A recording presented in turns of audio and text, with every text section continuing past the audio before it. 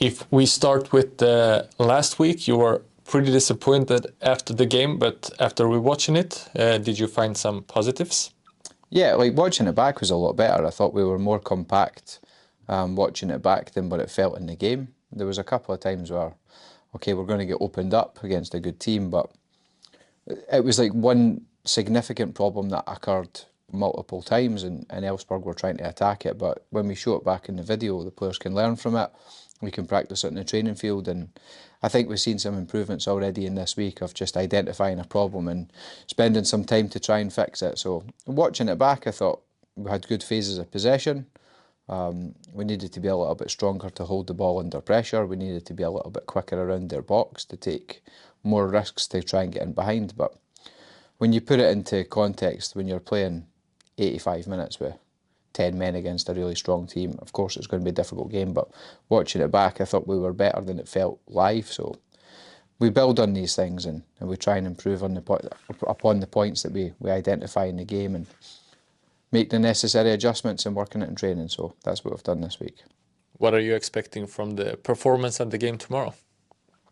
Again, just to take a little bit of confidence that even though, of course, it's 4-0, if you take the scoreline to the side, there was a lot of elements of the game which were good. We were compact in the block.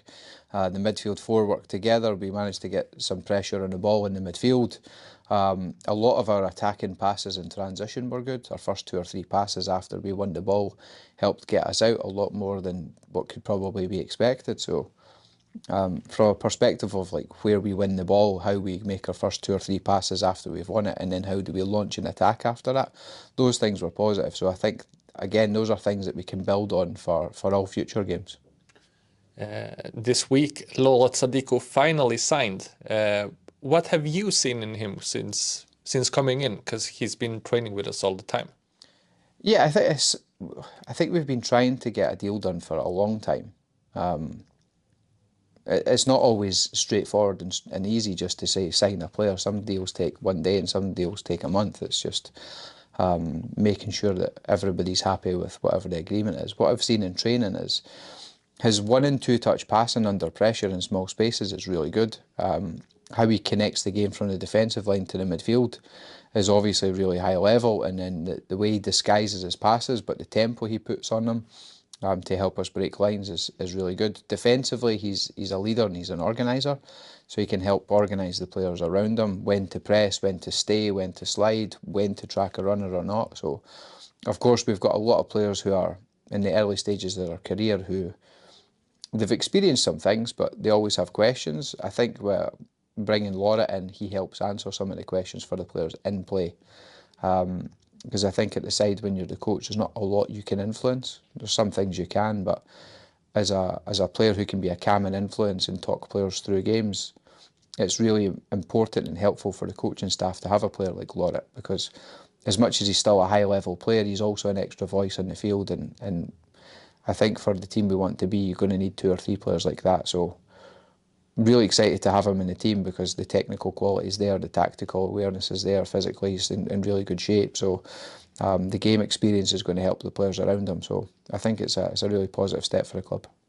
He's played both in the defence and on the midfield. Where do you see him? It'll depend on the game. It depends on the context. Like if we play a back 3, for example, he can play in the middle of a back 3.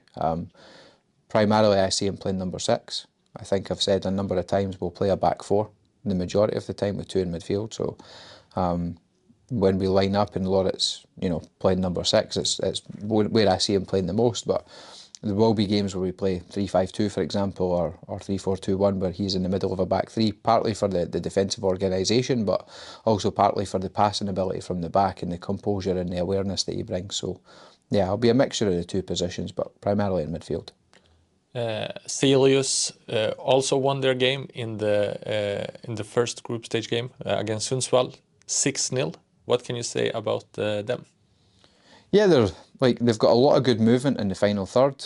They play kind of a weird lopsided shape. They play more heavily towards the left and not full width on the right. They've got 2 players who will kind of stretch the pitch on that side and look for runs behind, but they're more oriented towards overloading on the left, lots of third man runs. They make a lot of runs behind the the outside centre-back to try and pull you back to get a second run into the pocket, and then they play the inside pass and they attack you from there. So a lot of movement which is designed to just try and take you from a compact block to being disorganised. So really well coached. Obviously, I think they've got the best striker in the league, personally.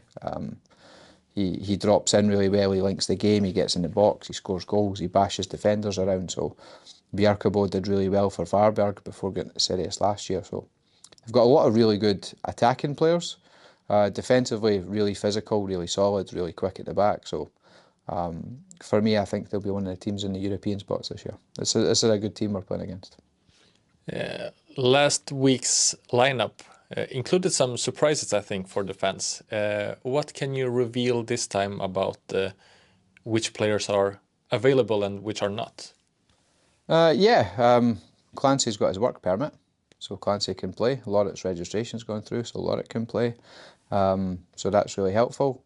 I'm not sure where we're at for Irvin or Harold. We're going to have a discussion in probably 10 minutes before the bus leaves, but I think that they'll probably miss this one. Both trained fully today, which was really pleasing, so they're maybe in contention for Sundsvall. So we're still missing probably 5 players, but we're a lot closer this week to having close to a full team than last week. Lastly, today is also the last day to buy your season ticket if you want to win a lunch with you. What can a season ticket holder expect from a lunch with Stevie Grieve? I think they can probably ask some questions and try and gain some insight as to what Helsingborg is, and maybe speak about what my background is, which has led me to coming here. I think I've joked before in the past, like, this club's had many famous coaches in the past. IK Sirius, Lennart Johansson, I think Henrik Larsson, quite famous guy, Stuart Baxter, and then me, who's largely, unknown. So maybe if anybody has questions and they want to find out more about me at lunch, it's a good opportunity.